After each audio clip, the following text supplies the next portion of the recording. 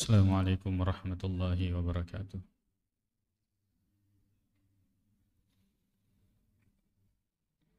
Alhamdulillahi rabbil alamin. Wassalatu wassalamu ala asyrafil mursalin. Sayyidina Muhammadin wa ala alihi wa ashabihi. Wa man sara ala nahjihi wastanna bisunnatihi wa qtafa atharahu ila yaumiddin. Amma ba'd.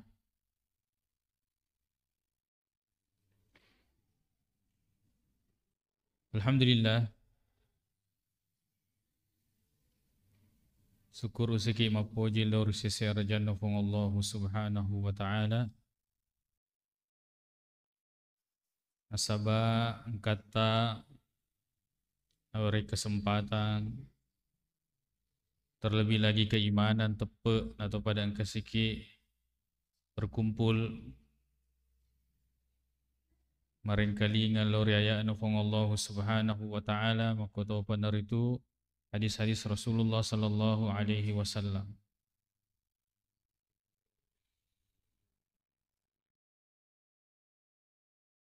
Alhamdulillah kesikit sambungi wi aguruta kita lanjutkan pelajaran pada dua kitab. Yang pertama adalah kitab Sahih Bukhari, kemudian yang kedua adalah Bulughul Maram.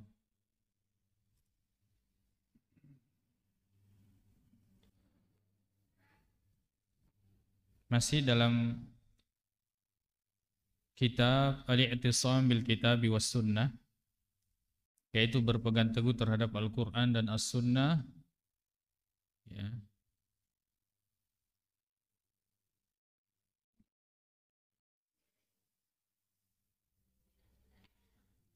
Tentang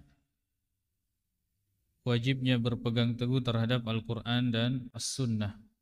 Dan sekarang hadis yang ke 6758 An ibni Abi Mulaikata, diriwayatkan dari Ibnu Abi Mulaikah, qala, beliau berkata, kadal khayyirani, kada al khayyirani, kada artinya hampir, cedek pi. Al khayyirani, dua orang terbaik, dua orang pilihan. Ayyahlika, keduanya binasa. Siapa yang dimaksud? Abu Bakrin wa Umar. Abu Bakar dan Umar. Hampir saja. Kedua sahabat yang mulia ini binasa. Apa penyebabnya? Agak pas sabarna. Lamma qadima 'ala an-nabiy sallallahu alaihi wasallam wafdu Bani Tamim. Tatkala datang menemui Nabi sallallahu alaihi wasallam, yaitu ya wafdu Bani Tamim, utusan dari Bani Tamim.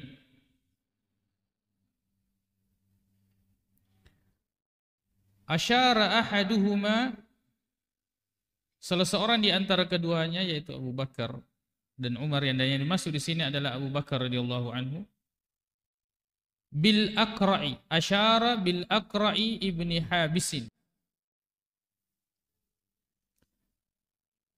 bahwa beliau memberikan isyarat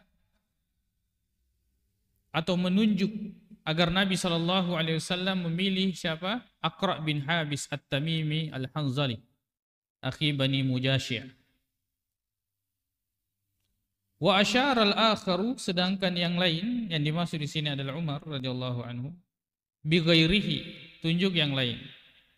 Dan yang dimaksud di sini adalah ya Al-Qa'qa', Al-Qa'qa' ibnu Ma'bad At-Tamimi Ad-Darimi. Jadi masing-masing ada yang diunggulkan. Ini di depan Rasulullah sallallahu alaihi wasallam. Faqala Abu Bakr li Umar. Maka Abu Bakar radhiyallahu anhu dan berkata kepada Umar radhiyallahu anhu, "Innama aradta khilafi." Ya. Innama aradta khilafi. Sepertinya kamu ingin menyelisihi saya. Kata Abu Bakar kepada Umar radhiyallahu anhu.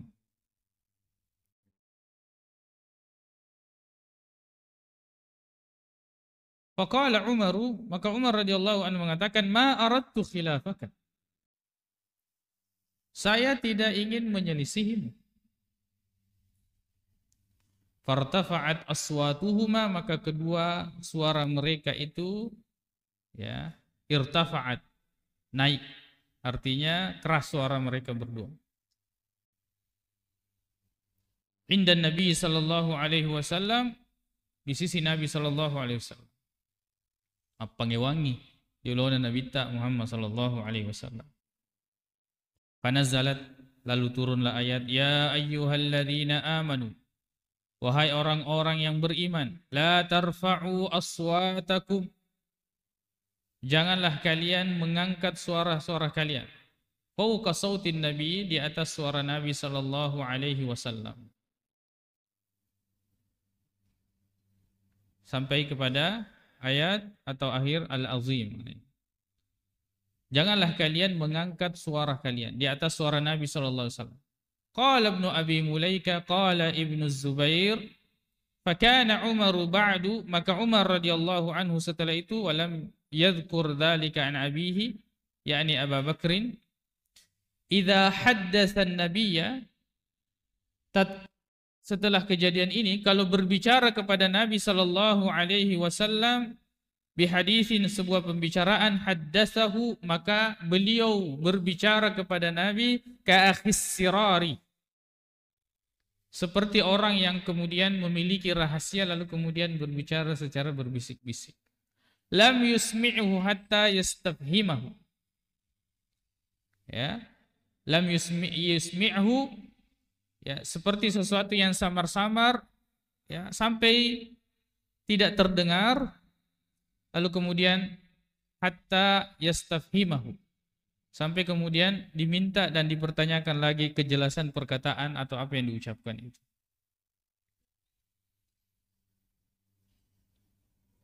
Ya, apa faedah yang bisa kita ambil atau apa fokus dari pembahasan hadis ini? Yaitu adab kepada Nabi sallallahu alaihi wasallam. Menjaga adab kepada Rasulullah sallallahu alaihi wasallam. Bayangkan dua sahabat pilihan ini, Abu Bakar dengan Umar radhiyallahu anhuma, dikatakan hampir saja binasa. Jadi masalah. Kenapa? Di depan Rasulullah sallallahu alaihi wasallam mereka berdebat.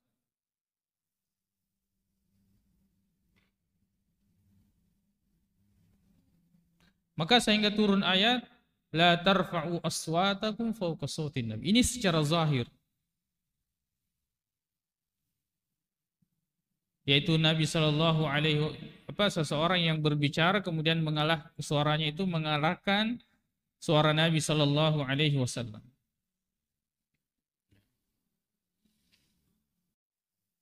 Akan tetapi ya koidi makukoe, Nabi sallallahu alaihi wasallam sudah meninggal. Zahirnya yang berupa suara tidak mungkin. Akan tetapi ada sunnah-sunnah Rasulullah sallallahu alaihi wasallam, kehadisan Nabi Muhammad sallallahu alaihi wasallam. Dan lebih luas daripada itu adab terhadap syariat. Ada dalil baik dari Al-Qur'an maupun hadis. Lalu kemudian kita kesampingkan itu dalil lalu menggunakan akal.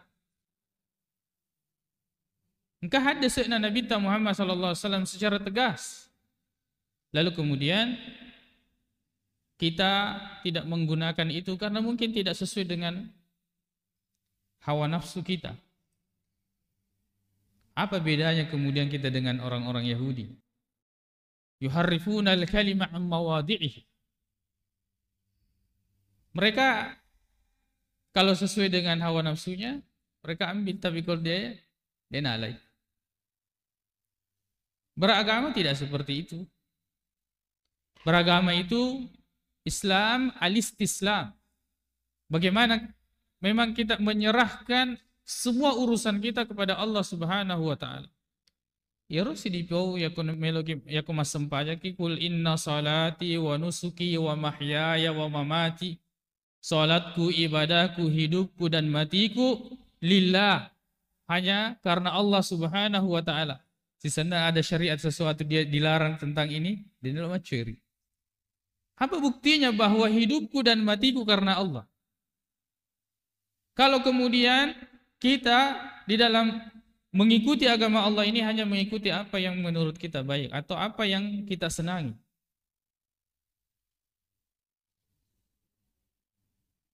Apa bedanya kita dengan orang-orang Yahudi dalam hal ini? Mengikuti yang menurut sesuai dengan hawa nafsu dan meninggalkan yang tidak sesuai dengan keinginannya. Dan ini banyak. Ya. Lalu kemudian mencoba menjelaskan, mengurai sesuatu, padahal ada ayat, ada hadis. Ini kan tidak sopan. Ya. Lebih tidak sopan lagi, lalu kemudian orang-orang yang kemudian yang pernah saya dapati ini. Orang-orang yang ingin melestarikan kebudayaan-kebudayaan. Ketika berbicara tentang sesuatu yang mistik, agana semakada, dia dulu ada bicara agama di. Bagaimana mungkin agama ini ditanggalkan dari kehidupan seorang muslim? Ya kung ketapi lo na bicara, tapi na tarewana, ya, badi, keris atau benda-benda yang lain. Na pero na po tapi ya ketosi nasa ko isesena agama, tapi dia dulu ada bicara agama ya. Maksudnya bagaimana?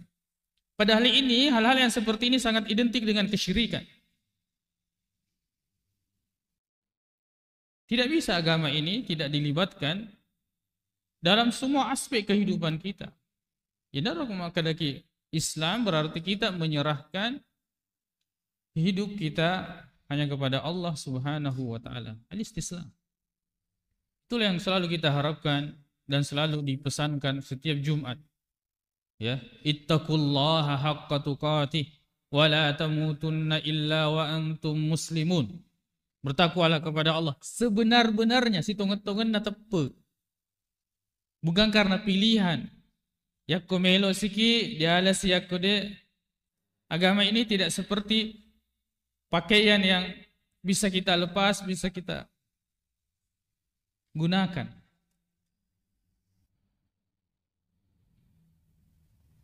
Adapun kemudian tersalah, ya ini adalah sesuatu yang melekat pada manusia. Tapi kau ya tungkai sengaja memang kita melanggar syariat Allah Subhanahu wa taala, ya. Maka inilah yang banyak merusak di dalam agama ini. Bayangkan Abu Bakar dan Umar radhiyallahu anhuma di hadapan Nabi sallallahu alaihi wasallam, mereka ini adalah orang-orang yang terbaik, dikatakan hampir binasa. Jadi masalah. Siapa Abu Bakar? Orang yang orang terbaik setelah Nabi sallallahu alaihi wasallam, setelah para nabi. Siapa Umar radhiyallahu anhu? Al-Faruq, Faruqul Ummah. Yang ketika Nabi sallallahu alaihi wasallam dalam hadis Sahih Bukhari juga, beliau kemudian bermimpi menceritakan kepada sahabat bahwa saya diperlihatkan orang-orang, ada yang pakaiannya sampai di sini, ada yang kurang daripada itu, ada yang di atasnya. Lalu diperlihatkan kepada saya Umar, ternyata ya jurruhu. Pakaian itu menutupi semua badannya. Kata sahabat, fama awwaltahu ya Rasulullah. Bagaimana engkau mentakwilkan mimpi itu? Kata Nabi sallallahu alaihi wasallam, ad-din, agama. Jadi Umar bin Khattab radhiyallahu anhu, agamanya itu lebih besar daripada diibaratkan pakaian lebih besar daripada badannya, menutupi semua badannya. Dua sahabat Nabi.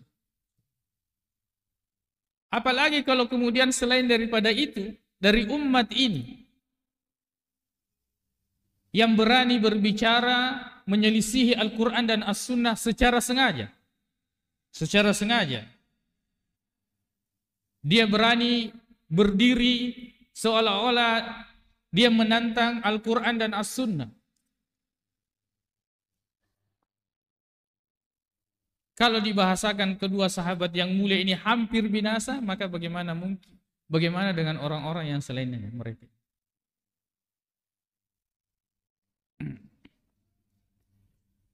Kita di hadapan Al-Quran dan As-Sunnah tidak ada kecuali sami'na wa ta'na. Kita dengar dan kita taat. Kan tetapi seringkali kita ini dituduh orang-orang yang kemudian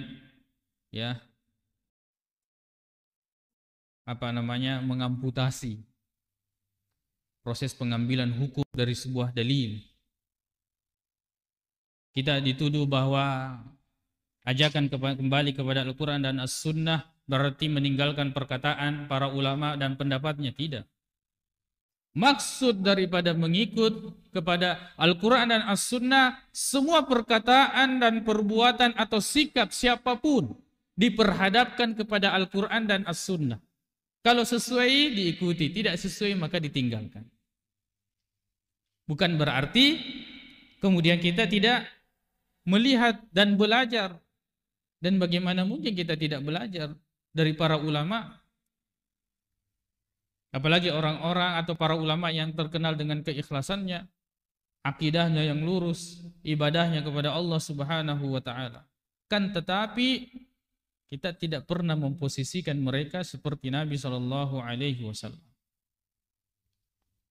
Banyak kemudian kita temukan orang-orang yang menyerang orang-orang yang mengatakan kembali kepada Al-Quran dan As-Sunnah. Mengatakan tidak mungkin kembali kepada Al-Quran. Kita harus bermazhab. Benar. Bahwa hampir dari semua apa yang kita pikirkan sekarang ini dari Al-Quran dan As-Sunnah, itu mesti ada ulama yang berpendapat seperti itu. Ya. Kan tetapi kita tidak menjadikan pendapat itu kedudukannya seperti Al-Quran dan As-Sunnah. Tapi semestinya orang-orang yang seperti ini jujur dalam hal-hal yang dalam beragama. Kalau memang misalnya mengikuti mazhab, berarti konsisten dengan mazhab. Tapi tidak.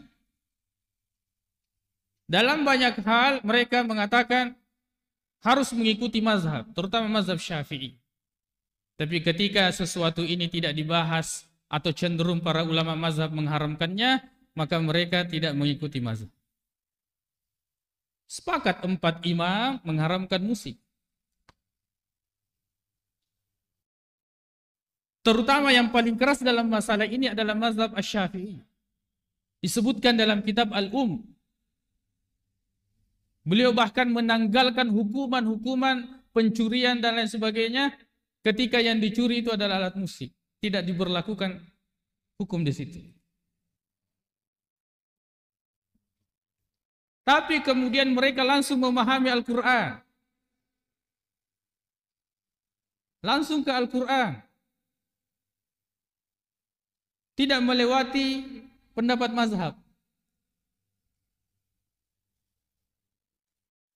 Maka kita katakan ternyata perkataan tersebut hanya untuk menyerang orang-orang yang kemudian selalu mengatakan kembali kepada Al-Quran dan As-Sunnah. Adapun ketika pendapat mazhab ini tidak sesuai dengan hawa nafsu mereka, maka kemudian mereka mengatakan atau mereka langsung mereka mengikuti apa yang sering kita katakan kembali kepada Al-Quran dan As-Sunnah.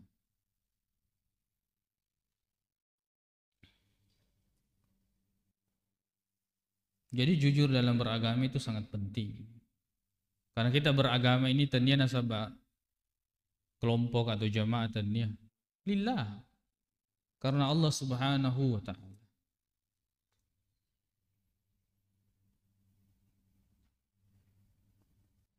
Maka dari hadis ini kita mengambil faedah bagaimana kita menjaga adab kepada Rasulullah Sallallahu Alaihi Wasallam, dan lebih luas daripada itu menjaga adab terhadap syariat.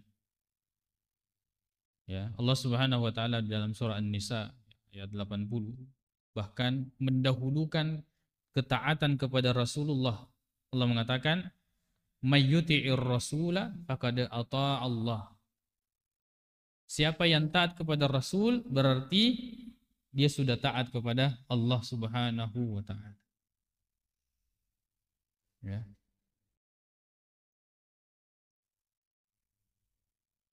Tidak mengatakan barang siapa yang taat kepada Allah maka dia harus taat kepada Rasul. Ya. Tapi Allah mengatakan mayyuti'ir rasul faqad ata'a Allah. Siapa yang mentaati Rasulullah sallallahu alaihi wasallam maka sungguh dia telah mentaati Allah Subhanahu wa taala. Kemudian hadis yang kedua,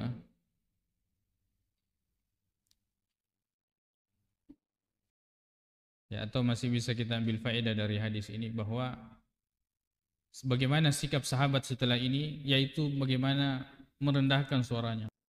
Seperti itu kita di hadapan syariat. Ada ayat, ada hadis. Berbeda dengan hawa nafsu kita sementara. Lebih baik kita tekan itu hawa nafsu daripada kita menolak itu hadis. Kan biasa begitu. Ya kung kamato peringerangi kinapa na reki hadis ya agar na aya na de mato na si sosok sedisi bawah pinadita ya rega dia na magalo pering kalingata, lalu kemudian kita tolak itu. Kita juga tidak tahu yang mana yang penting kita tolak dulu itu. Seharusnya kita terima dulu itu. Dimundripi dia aku tandangi maka apakah memang hadis ini begini maksudnya? Apakah ayat ini begini maksudnya? Karena ini kita didatangi dengan ayat dan hadis. Lalu kemudian bertentangan dengan hawa nafsu kita, lalu kemudian kita ikuti hawa nafsu dan kita menolak itu. Dan ini banyak terjadi. Banyak terjadi, terutama dalam diskusi. Jadi ya kena pas surah ki ayat atau hadis aja na dulu tebantai ayat dan hadis. Tapi dicengi dulu tangan. Karena jangan sampai bantahan itu benar. Jadi kita turunkan dulu hawa nafsu kita ini. Kalau memang ya kita tidak mengetahui atau tidak mengetahui secara jelas makna ayat atau hadis tersebut. Karena banyak juga orang yang berdalil dan bukan pada tempatnya. Pas surah ki ayat dan hadis tapi bukan pada tempatnya.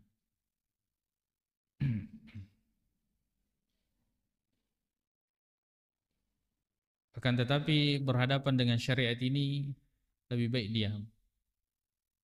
Ya. Sambil terus belajar.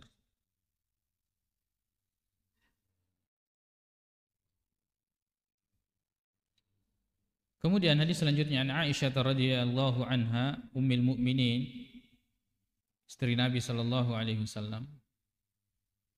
Anna Rasulullah sallallahu alaihi wasallam, bahwa Rasulullah sallallahu alaihi wasallam qala fi maradihi. Beliau berkata tatkala sakit, pada sakitnya. Ya. Sakit yang dimaksud di sini adalah sakit yang kemudian ya dari sakit itu sampai Nabi SAW meninggal dunia. Nabi berkata, "Muru Abu Bakr." Perintahkan Abu Bakar yusalli bin nasi. Salat bersama manusia, artinya mengimami orang. Qalat Aisyah radhiyallahu anha mengatakan, "Qultu," saya berkata, "Inna Abu Bakrin," sesungguhnya Abu Bakar, "idza qama fi maqamika," kalau dia menggantikan posisimu, "lam yusmi'in nasa minal bukai." Ya, maka lam yusmi', dia tidak mampu untuk memperdengarkan bacaannya minal bukai. Ya, karena tidak sanggup menahan tangisnya. Famur Umar, kata Aisyah radhiyallahu anha, maka perintahkan Umar, fal yusallin nas, nanti Umar yang kemudian mengimami orang. Faqala, maka Nabi SAW mengatakan, muru Abu Bakrin, Falyusalli bin nas, perintahkan Abu Bakar yang mengimami orang-orang. Faqalat Aisyah tu, maka Aisyah berkata, faqultu li Hafsah. Saya berkata kepada Hafsah. Jadi ini Aisyah radhiyallahu anha sepertinya tidak berhasil membujuk Nabi sallallahu alaihi wasallam. Maka Aisyah ya berkata kepada Hafsah binti Umar, sama-sama istri Nabi sallallahu alaihi wasallam. Kuli, coba katakan kepada Rasulullah, inna Aba Bakrin, sungguhnya Abu Bakar, idza qama fi maqamika lam yusmi'in nasa minal bukai. Kalau Abu Bakar yang imam itu suaranya tidak terdengar atau mungkin tidak bisa melanjutkan bacaannya karena tangisnya. Famur Umar, ya Rasulullah, Umar saja yang disuruh. Fal yusalli bin nasi, sehingga dia salat bersama dengan manusia, mengimami. Fa fa'alat Hafsatu, lalu Hafsah betul-betul melakukan saran daripada Aisyah radhiyallahu anha. Faqala Rasulullah sallallahu alaihi wasallam, maka Rasulullah mengatakan, inna kunna la antunna sawahibu Yusuf. Sesungguhnya kalian ini seperti saudara-saudaranya Nabi Yusuf. Ya. Seperti sedang bersekongkol. Ya. Dengan tegas Nabi mengatakan, muru Abu Bakrin. Perintahkan Abu Bakar. Fal yusalli linnas, salat bersama dengan orang-orang, mengimami. Faqalat Hafsatu, maka Hafsah berkata li Aisyah, kepada Aisyah, ma kuntu li usiba minki khaira. Ya. Ya ko ini kada ya to na lepai. Ya, saya kira saya mau mendapatkan kebaikan, tapi ternyata ya to na kena semprot to na minta.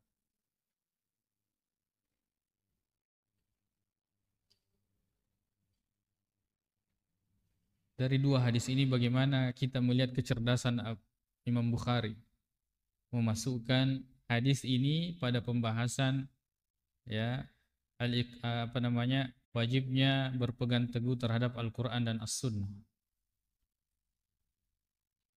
Pada hadis ini secara jelas ya kita ambil pelajaran yang pertama adalah keutamaan Abu Bakar. Keutamaan Abu Bakar radhiyallahu anhu. Orang yang paling mulia setelah Nabi SAW, setelah para Nabi. Maka orang yang mencelah Abu Bakar radhiyallahu anhu, maka juga menjadi cacat pada agamanya. Tidak ada orang yang mencelah para sahabat kecuali cacat pada keimanan dan akidahnya itu. Makanya ya, barang siapa mensabbas sahabah fa'alam annahu zindiq. Ketahui bahwa sesungguhnya siapa yang mencela sahabat, dia itu zindik. Orang kafir, orang munafik akidah. Sebab sahabat ini masuk dalam akidah. Ayatul iman hubbul ansar, kata Nabi SAW. Tanda keimanan kita itu mencintai orang-orang ansar.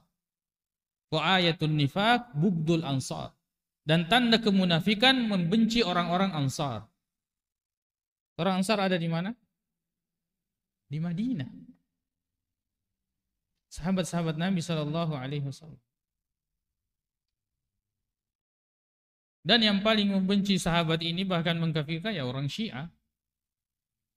Mereka mengatakan semua sahabat Nabi kafir kecuali 4 atau 5 saja. Ya, yang mereka sebut dengan Ahlul Bait. Mereka katakan bahwa Abu Bakar dengan Umar ini adalah dua berhala Quraisy. Mereka mengatakan bahwa Aisyah radhiyallahu anha adalah seorang pelacur, berzina dengan sahabat Sufyan bin Mu'attal, lalu kemudian meracuni Nabi sallallahu alaihi wasallam sampai mati. Dan semua istri-istrinya kecuali beberapa itu bukan Ahlul Bait. Ya. Apa istri-istri Nabi sallallahu alaihi wasallam mereka tidak memasukkan sebagai Ahlul Bait. Dia tidak masukkan sebagai keluarga Nabi sallallahu alaihi wasallam. Maka jelas kita mengetahui bagaimana akidahnya Imam Bukhari jauh dari, ya, tentu jauh dari tasyayyu atau Syiah, menyebutkan keutamaan Abu Bakar radhiyallahu anhu. Kemudian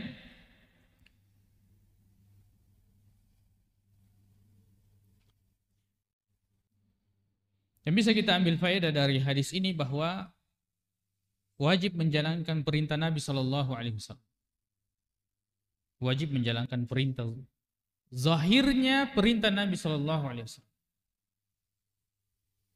Jadi kalau Nabi perintahkan kita laksanakan. Lalu kemudian bertentangan dengan pandangan kita, tidak. Kita tinggalkan itu, apa yang kita pandang, apa yang kita pikir lebih baik, kita tinggalkan. Kita mengikuti perintah Nabi SAW. Seperti itu. Aisyah radhiyallahu anha sangat ingin bahwa yang imam itu bagusnya Umar bin Khattab. Tapi Nabi mengatakan tidak, Abu Bakar. Ya. Di sini juga pelajaran yang penting bagi seorang suami untuk kemudian memiliki pemahaman agama yang kuat. Sebab kalau tidak, seolah, ya, bagus kalau bertemu dikumpulkan dengan istri yang saleh. Tapi kalau tidak, ini yang banyak. Dibengkokkan dan dibelokkan. Peristiwa yang paling besar itu adalah bagaimana Adam, ya, alaihissalam berhasil dibujuk oleh Hawa, istrinya, untuk memakan buah yang dilarang, bahkan pohonnya dilarang didekati oleh Allah Subhanahu wa taala. Ya. Di dalam Al-Qur'an dikatakan bahwa syaitan itu, ya, tipu dayanya lemah. Tapi kalau perempuan tipu dayanya kuat. Ya. Makanya selalu arahkan, ya, perempuan-perempuan ini, istri, ibu, saudari kita, untuk mengenal agama Allah Subhanahu wa taala. Ya. Buat mereka bagaimana bisa mereka memenangkan agamanya daripada perasaannya. Yakode man rasa. Ya. Dan tentu ini dengan cara mengajarkan agama atau mengenalkan agama yang mudah. Kenalkan Al-Quran, kenalkan hadis. Ya. Sebab Al-Quran dan hadis ini adalah mu'jizat. Mu'jiz itu artinya melemahkan. Orang yang mendengar Al-Quran dan hadis, maka dia akan lemah. Maka dia akan lemah. Apalagi kalau dia memiliki ilmu agama, akidah yang benar, dikeluarkan ayat dan hadis, maka dia akan lemah di hadapan nas.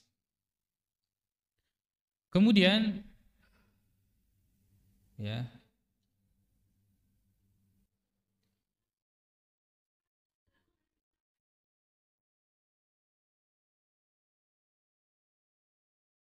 kemudian memahami zahir, memperlakukan dalil itu dengan zahirnya. Jadi tidak boleh kita berpaling dari makna hakiki kepada makna majazi, kecuali harus ada dalilnya. Harus ada dalil. Misalnya dalam hal ini tentang sifat-sifat Allah Subhanahu wa taala. Seperti Allah punya tangan. Orang kemudian tidak terima. Dia tidak terima ke Allah punya tangan. Apa dalilnya? Tidak mungkin Allah punya tangan. Kalau punya tangan berarti serupa dengan makhluk. Tangan itu terdiri dari kulit, ada dagingnya, ada bulunya, ada tulangnya. Berarti Allah itu terdiri dari rangkaian, tersusun. Itu pikiran dia sendiri yang buat-buat. Lalu kemudian apa yang mereka katakan? Tidak. Yang dimaksud dengan tangan di situ adalah kekuatan. Ingat bahwa kita bisa memaknai sesuatu dengan nama itu ketika sesuatu itu ada pada benda tersebut. Kita bisa memaknai bahwa yang dimaksud dengan ya tangan adalah kekuatan kalau seandainya tangan itu ada pada benda tersebut atau makhluk tersebut. Kalau tidak ada berarti tidak ada sifatnya. Seperti itu. Berarti pada saat itu ketika mereka mengatakan yang dimaksud dengan tangan di sini adalah apa namanya? Ya, kekuasaan, berarti mereka mengakui bahwa Allah Subhanahu wa taala sebagaimana yang Allah sifatkan dirinya. Kan seperti itu. Cuma mereka ya menghilangkan makna hakiki tersebut.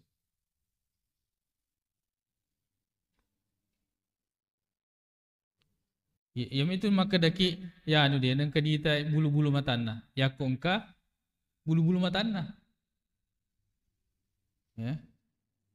Tidak pernah kelihatan batang hidungnya. Kalau ada batang hidung itu ada pada orang tersebut. Ya. Dia nang kadita kenana dan seterusnya. Kalau ada sesuatu itu ada pada benda atau makhluk tersebut. Jadi membicarakan tentang sifat berarti membicarakan tentang pemilik sifat tersebut. Okay. Tapi kita tidak melampaui batas nas. Bagaimana mereka melampaui batasnya. Kita hanya mengatakan seperti apa yang Allah beritakan, seperti itu kita iman. Kemudian yang bisa kita ambil faedah ya dari hadis ini adalah wajib tunduk patuh kepada imam atau pemimpin yang terpilih. Ya. Dalam hal yang ma'ruf. Rasulullah Shallallahu Alaihi Wasallam memerintahkan agar kiranya Abu Bakar yang memimpin sholat. Berarti pada saat itu semua orang harus mengikut kepada Abu Bakar radhiyallahu anhu. Kemudian di sini juga pentingnya mewakilkan urusan tatkala kita memiliki uzur. Nabi sallallahu alaihi wasallam sini uzur sakit. Lalu kemudian ya mewakilkan urusan imam kepada Abu Bakar radhiyallahu anhu. Dan dari sini juga kita memahami bahwa besarnya perkara salat ini. Salat ini adalah perkara besar.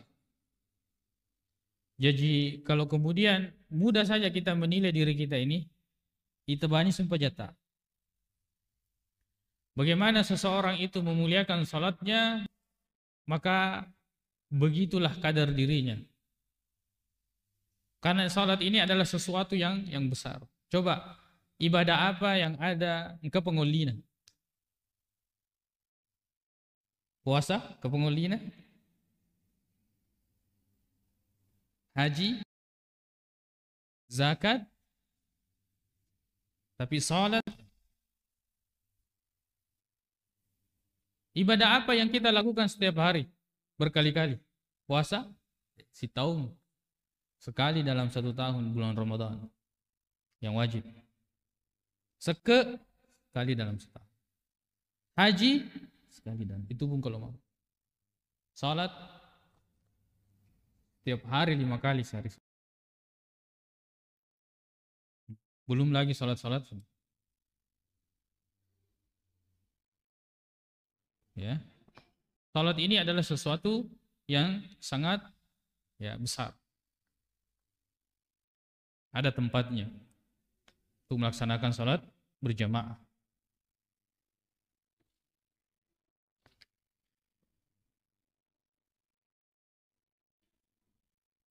Makanya ulama menulis kitab Ta'zimu Qadris Shalah. Bagaimana mengagungkan kedudukan salat ini. Coba lihat ibadah-ibadah, ada ibadah sebelumnya, ada ibadah setelahnya. Salat. Ada salat qabliyah, ada salat ba'diyah.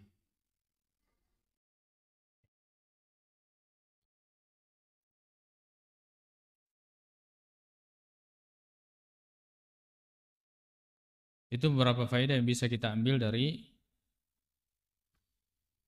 hadis ini. Sudah masuk.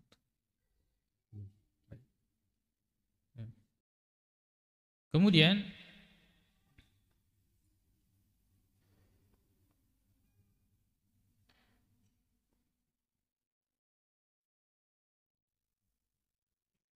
yang bisa kita ambil faedah dari hadis ini bahwa bersabar ya terhadap pemimpin.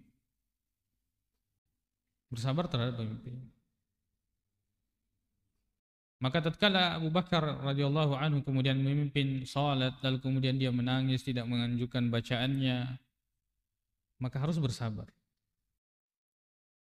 Ya, untuk kemudian menunggu apa ya atau gerakan pemimpin ya. Kalau di sini imam. Selama kita sebagai makmum, selama imam ini tidak melakukan hal-hal yang membatalkan salat, maka kita ikut di belakang. Maka kita ikut di belakang. Sampai kemudian kalau ada pelanggaran-pelanggaran ya, maka itu dosanya dia yang tanggung. Nah, ini yang harus kita perhatikan.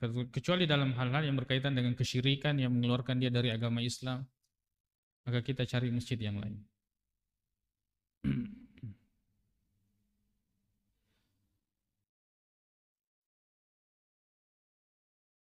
Nabi Shallallahu Alaihi Wasallam melalui hadis ini ingin mengajarkan kepada kita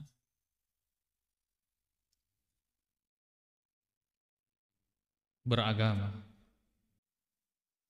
mencukupkan diri kita dengan petunjuk-petunjuk Nabi Shallallahu Alaihi Wasallam. Bagaimanapun kemudian hawa nafsu kita itu bertentangan ya dengan dalil tersebut.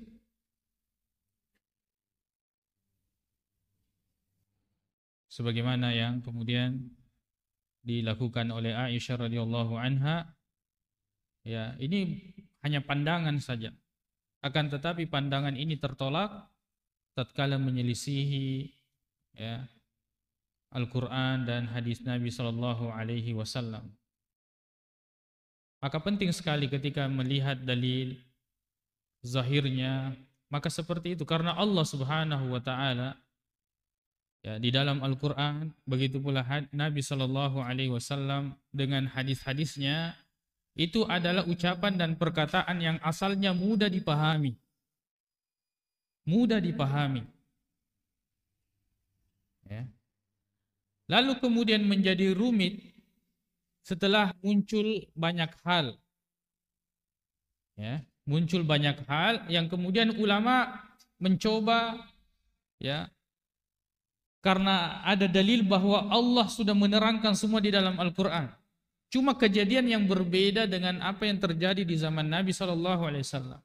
Tapi bukti bahwa Al-Quran, bahwa Islam ini agama sampai hari kiamat dengan dua sumber ini Al-Quran dan hadis, maka barulah bagaimana masalah ini dalilnya. Masalah ini dalilnya. Yang tidak ada dalilnya, ya, maka itu adalah sesuatu yang mubah misalnya. Apalagi kalau masalah-masalah yang sifatnya muamalah, al-asl fil asya'i al-ibaha, hukum asal dari sesuatu itu boleh sampai ada dalil yang melarangnya.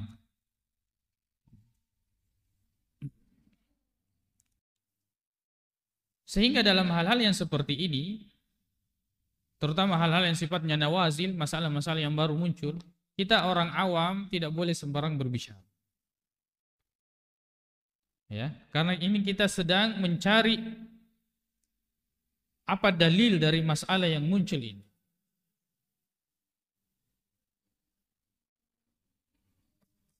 Dan ini ada ilmu-ilmunya.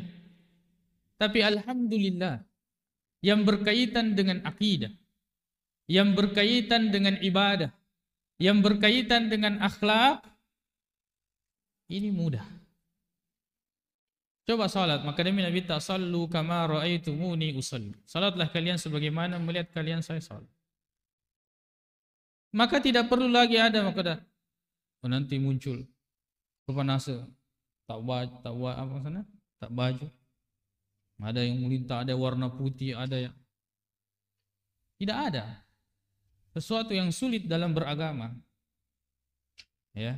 Lalu kemudian duduk ya dengan sifat-sifat ya air, api, angin, tanah. Ada biasa begitu. Ya, aku mas sempajang itu dah dulu. Ada kan? Biasa untuk ini. Udah dulu, ya. Unsur-unsur yang ada pada dirinya. Ya.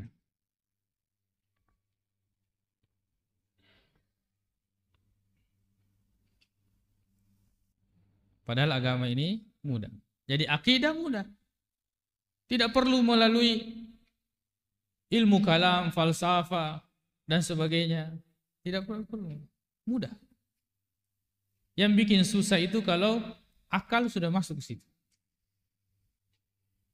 Itu yang bikin susah. Ibadah konsepnya ikut. Ya.